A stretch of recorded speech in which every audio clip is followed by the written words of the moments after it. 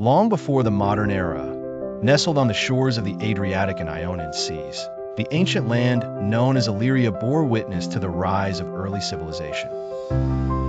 Here, the Illyrians, a powerful group of tribes, thrived, establishing a presence that would one day give rise to Albania. The narrative of Albanian history is one of resilience and transformation, touched by the hands of ancient empires, medieval kingdoms, and modern states. Arrival of the Roman Empire marked one of the earliest pivotal moments. Their conquest left an indelible mark in 167 BC when Illyrian lands became part of the Roman Empire. The echoes of Roman law and governance lingered for centuries. Fast forward through time, the once dominant Roman influence waned, only to be replaced by the Byzantines. Yet, this too was a mere chapter, for the shadow of the Ottoman Empire loomed large in the 15th century.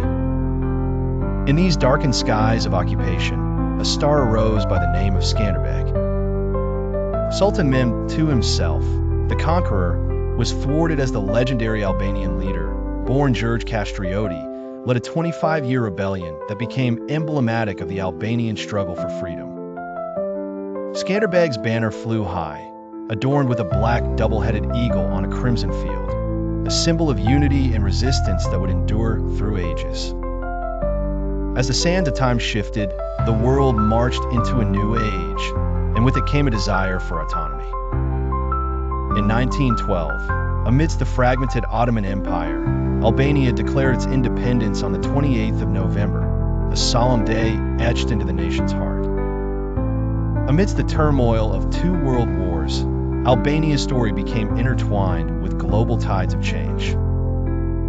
Enver Hoxha emerged, a stalwart communist leader who, from 1944 to 1985, spun an era of isolation and rigidity. This period within the Iron Curtain forged a complex national identity, ripe for transformation.